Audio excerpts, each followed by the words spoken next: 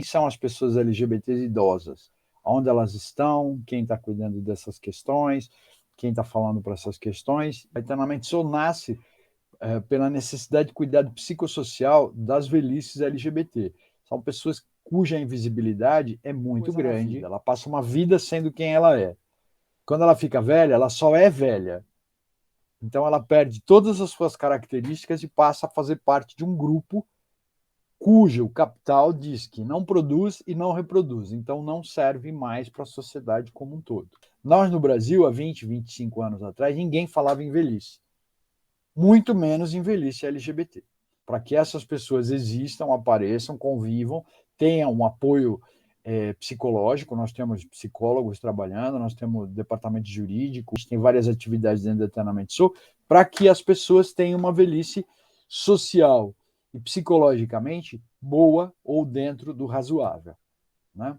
No momento de pandemia, que a questão da fome é uma questão muito grave e que atingiu a nossa comunidade fortemente, assim como todas as outras, basta ver a quantidade de pessoas morando na rua, e a quantidade de pessoas LGBT morando na rua, a quantidade de pessoas idosas que foram para a rua.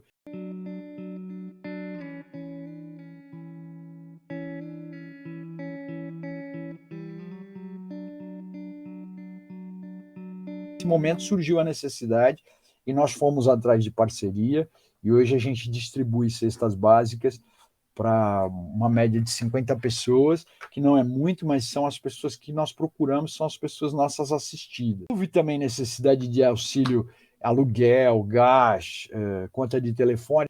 Então, como é que uma pessoa vai participar de uma atividade e tal? Mas nenhum de nossos assistidos teve que ir para a rua por falta de pagamento de aluguel, da sua pensão ou do seu apartamento. A gente fez o que foi possível e tem feito isso até hoje. Eu sou presidente, o diretor financeiro é voluntário, todas as pessoas. A gente não tem ninguém, com exceção da assistente social, que receba salário. Tá? Então, o voluntário para nós é fundamental. Por que existe a necessidade de cuidado psicossocial dessa velhice? Porque na juventude, a maioria das pessoas LGBT, que tem a minha idade, mais velhas ou até um pouco mais nova, passaram por grandes percalços e grandes questões nas suas existências. A maioria teve que abandonar as suas famílias, a maioria teve que sair para uma cidade maior para poder viver como queria, para poder ser quem é. Dentro do meu núcleo familiar, é claro que houveram problemas, houveram questões, mas eu tenho uma família muito bacana, né? Bacana no sentido de que eles me ouviam, eles queriam saber o que estava acontecendo, eles queriam entender por que aquele jovem tão amado tinha questões diferentes. E a minha mãe sempre perguntava para mim, filho, mas isso é sério? Você quer ir num psicólogo? Tu falou, olha, mãe, acho melhor você ir, porque você quem está incomodada com isso, eu estou ótimo. Mas os meus pares sofreram muito com essas questões na juventude, né? Muitos deles tiveram que abandonar os núcleos familiares para poder viver, muitos foram expulsos, né? Havia uma ditadura militar também em curso, então mesmo quando você procurava os lugares, os ambientes para você se sentir mais confortável, existia uma pressão policial sobre isso, as eram presas, espancadas, as travestis eram mortas, enfim, era uma época muito complicada e acho que ainda é, mas com outro viés, com o viés da representatividade, com o viés de grupos que foram se somando.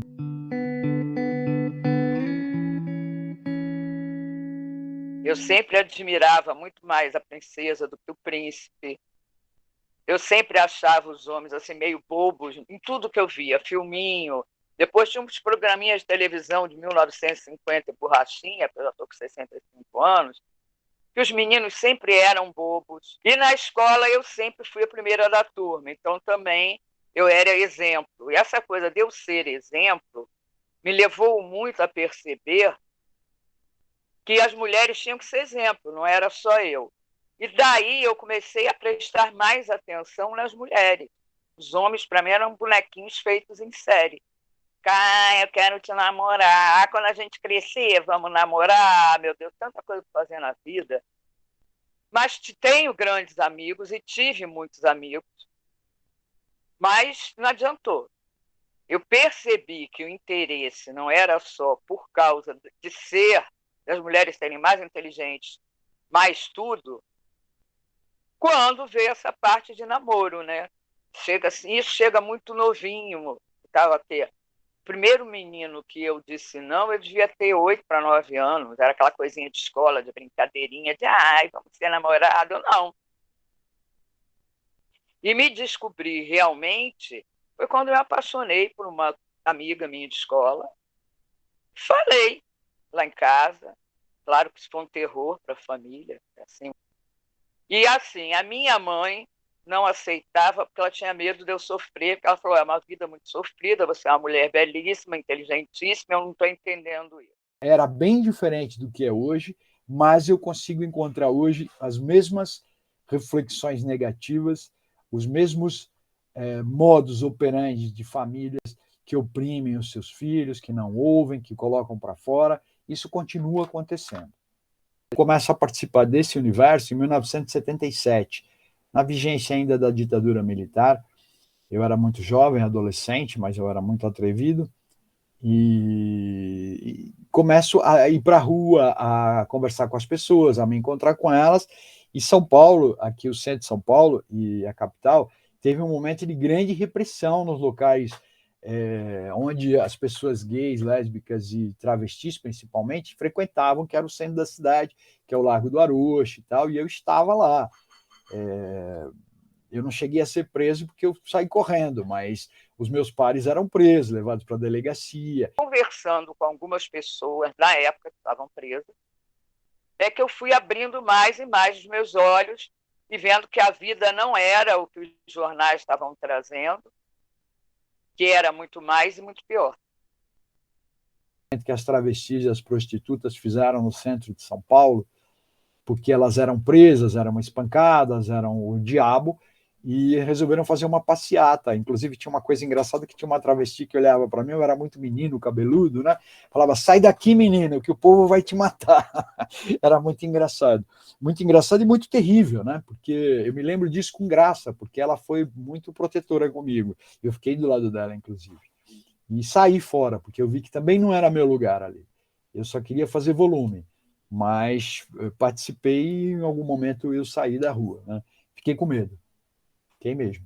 Tá? Existia uma necessidade de liberdade muito grande por parte das pessoas LGBTs e existia um movimento que vinha de fora também com essa questão dos direitos humanos, a gente começou a ter uma abertura política, então havia uma efervescência no começo, mas aí vem a AIDS. Né? O primeiro caso de AIDS que eu li a respeito foi numa viagem que eu fiz, que chamava Gay Cancer, era um câncer gay, né? E que era uma nomenclatura terrível. E os bares dos Estados Unidos começaram a fechar, as saunas, foi uma coisa terrível. E aí chegou o primeiro caso no Brasil. E quando eu li a matéria sobre o primeiro caso, eu tinha 22 para 23 anos, eu falei, olha, eu posso não morrer disso, mas eu vou perder muita gente. Foi a minha reflexão. Eu falei isso para o meu irmão é testemunha disso. Meu irmão é gay, também é mais velho que eu. E a partir dali, o movimento ficou muito confuso, porque houve um olhar sobre a comunidade, sobre as pessoas gays, principalmente, e lésbicas, e as transexuais, de forma muito violenta, as travestis, porque aquelas pessoas eram as responsáveis, entre aspas, por essa questão. Eram quem morria.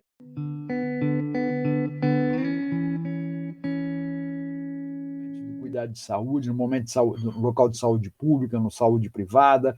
Por que existe a necessidade de se aprender a lidar com essas pessoas?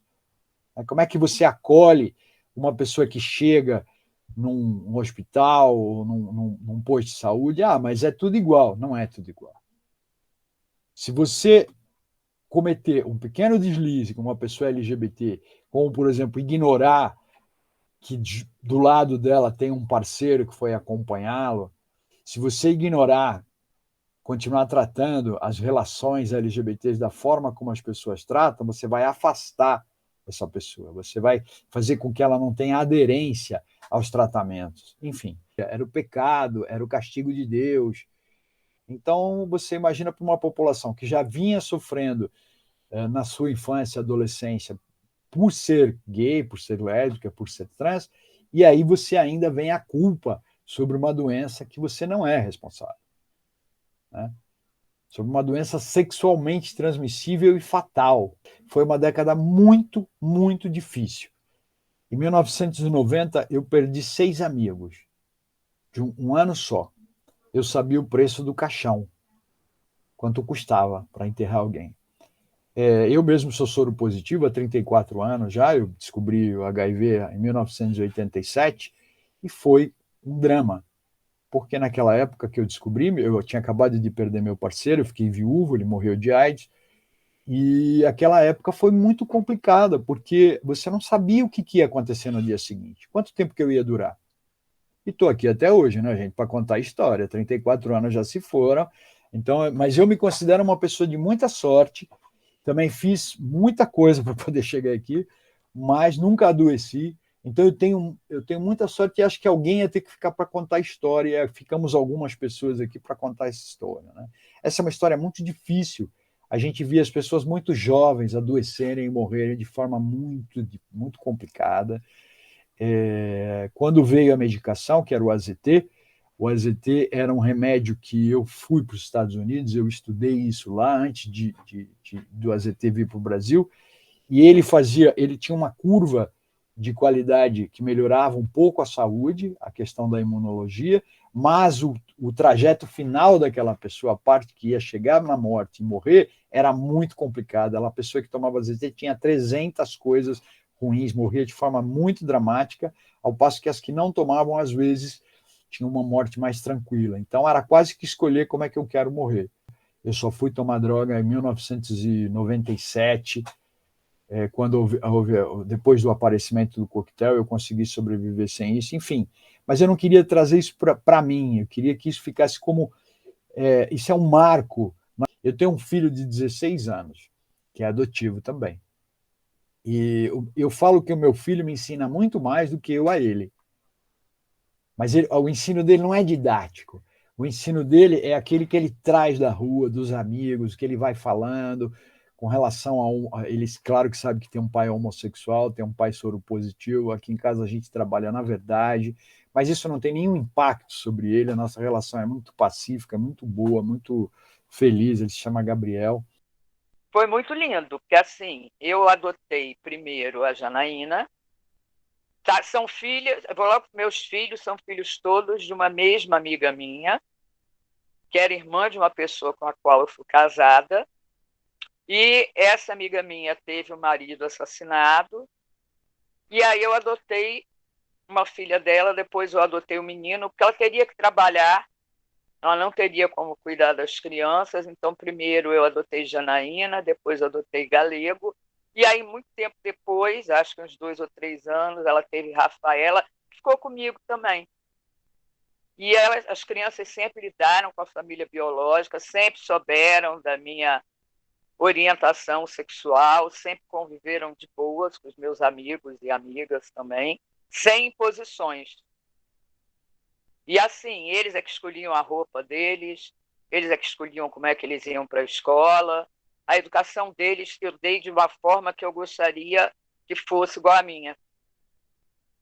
E rolou bem isso, tá? E aí eu tive um filho, né, Diego, que foi assassinado pela orientação sexual dele. Isso aí foi uma coisa que me marcou muito, e eu vi o quanto eu tinha que lutar ainda, porque isso foi em 2008. Olha que loucura, nós já havíamos feito Brasil Sem Homofobia, já estávamos na 2ª Conferência Nacional LGBT, e ainda acontece isso no Rio de Janeiro. Sabe? Isso aí me assustou, porque eu vi que não era só com lá quem era do interior ou isso ou aquilo, mas foi com uma pessoa muito próxima de mim. E eu dei até tive que dar uma respirada, porque aí eu fiquei mais do que nunca querendo leis e não decretos, querendo coisas que fossem, sabe, incluídas no nosso cotidiano para que defendesse qualquer pessoa. Nós tivemos assassinatos horríveis o tempo todo, de pessoas trans principalmente, de gays, amigos meus, e de lésbicas, e que nunca entrou na contagem como lesbocídio, porque era como feminicídio, né? Eles nunca colocam a orientação sexual da pessoa. Olha, Diego era amorosíssimo. Ele tinha se assumido há pouco tempo, tá? E Diego foi trabalhar comigo no Centro de Referência. E eu achei muito lindo, porque ele estava estudando, ele estudava de manhã e à tarde ele ia trabalhar comigo. E ele ainda era DJ final de semana, tá? Musculação Brasileira de Lésbicas. Tem o movimento dela que está parado, mas não está morto, tá? A gente pode dar um tempo, mas segue. Tem o Conselho LGBTI Nacional Popular, que quem criou foram os que largaram o conselho, que logo depois foi extinto, que era do governo, e nós mantivemos as nossas pautas e continuamos com a nossa luta. Tem o Lesbocenso, que é nacional. O movimento das pessoas trans, que é um movimento forte, que eu considero um movimento muito positivo, que elas efetivamente se ajudam, né? É um grupo muito vulnerável quando se trata das questões LGBTQIA+. Quando você olha para esse grupo, você fala, tem o grupo das lésbicas, dos gays, das bissexuais, das pessoas trans, mas essa letra T é uma letra cuja problematização tem que ser levada, assim como as outras, mas elas têm que ser levadas muito a sério e o grupo precisa cuidar muito dos seus pares e das pessoas trans. Essas realmente sofrem e sofrerão violências inomináveis, né? Assim como as pessoas gays já sofreram. Nós perdemos muitas pessoas que hoje estariam aí com seus 60, 70, 80 anos e estariam fazendo trabalhos muito relevantes para essa comunidade ou não, estariam vivas. Seriam meus amigos. Eu lembro que em 1991 eu pensei, eu vou ter que fazer todos os meus amigos de novo, só sobrou um. E eu. Então, isso é um baque inesquecível, isso é uma marca, eu chamo de ferida existencial. Você não pode comparar um homem gay de 70 anos que abandonou sua família quando era jovem para poder viver sua orientação, sua sexualidade, e hoje se encontra nos 70 anos, às vezes casado, às vezes solteiro, mas você não pode comparar essa pessoa com um vovozinho que tem netos, que tem família, aquela família da margarina, que todo mundo fica em volta, que cuida do vovô. Não, não dá para, não tem essa relação, certo? Somos humanos, somos iguais, envelhecemos, as tangências da velhice LGBT com a velhice heterossexual, vamos dizer assim, elas se baseiam no fato de você ter questões de saúde, de você vai envelhecendo, vai ficando com problemas de saúde, mas acaba aí. Porque as outras tangências, aí as tangências acabam e começam as peculiaridades de cada grupo. Quantos amigos eu vi morrerem sozinhos porque as famílias não queriam saber? Bem feito, quem mandou ser viado? Já ouvi isso muitas vezes, né? Os viúvos dessa geração que morreram logo depois, como é que... Então, quer dizer, é uma situação muito complicada e muito dramática. Então, a velhice não me castigou. Fisicamente é que ela me castigou, mas ainda assim eu faço 2 vezes na semana uns exercícios, que ainda dá para descer 7 andares de escada, lá embaixo fazendo a fina, né? Você para, respiro, digo, ai, cheguei, entendeu? Mas, fora isso, eu acho que a velhice incomoda na cabeça da gente. E daí é que eu acho que o eterno, o eternamente, que a gente chama de eternis, né? O eternis faz muito bem. Seria uma pessoa velha o dia que eu resolver não aprender mais nada. O dia que eu achar que o que eu sei, o meu saber é o bastante para a minha existência e o que eu sei não pode ser compartilhado com as pessoas mais jovens. Aí eu estou velho. O paradigma de que a pessoa velha ela não propõe, ela não sonha, ela não realiza principalmente os seus sonhos, isso é uma bobagem. Tem velhas do jeito que elas quiserem. Se eu quiser ser um velhinho indefeso, não aprender nada e ficar na minha, eu tenho esse direito. Só que aí a velhice, para mim, se instala. E aí é mais complicado. A gente, enquanto defensoras de direitos humanos, a gente tem que saber equidade de direitos. não só os nossos, como todos os direitos. Porque aí eles vão ser realmente humanos. E isso vai ser feito pela geração que está chegando. A minha não aguenta mais. A minha pode até ser mentor. Temos físico para ficar aplaudindo o que vai ser feito, porque eu sei que essa geração vai fazer. Tem uma geração aí que está meio perdida por conta dos valores errôneos que as famílias estão passando, mas é só elas caírem na real, convivendo com a realidade, que essa pandemia não está deixando. Muita gente tirou a máscara e está se tornando negativa, ser abjeto, tipo farinha pouca, meu pirão primeiro. Mas tem também muita gente que descobriu que é poder ir à luta pelo que precisa. E liberdade é o ponto inicial de toda e qualquer precisão do ser humano. Entendeu? A gente precisa ser livre para poder ir à luta. Quem está aí quietinho pensando em ir para o armário? Chega de pijaminha, camisolinha e televisão. Vamos para a rua, nem que seja numa cadeira, ficar sentado e conversando com quem está passando. Entendeu? Nem que seja para sentar lá nas escadarias da Câmara, das assembleias e ficar perturbando o juízo de quem a gente elege. E a gente sabe que isso tem que ser presencial, que online não dá certo. Que acaba a live, acaba o recado e eles esquecem. Né? Eu nunca posso dizer que sou uma pessoa absolutamente feliz se tiver um par, alguém meu, passando uma tristeza ou uma grande dificuldade. Isso não possibilita a felicidade plena de ninguém. Se alguém disser que eu sou absolutamente feliz, é porque essa pessoa vive numa bolha, ou é cega, ou vive no meio de uma ilha. Gente, é elo de corrente. E de corrente sem cadeado. Então, a gente pode ir acrescentando os elos e nunca precisa fechar essa corrente. Essa corrente pode estar sempre estendida para chegar mais um elo junto para ir à luta.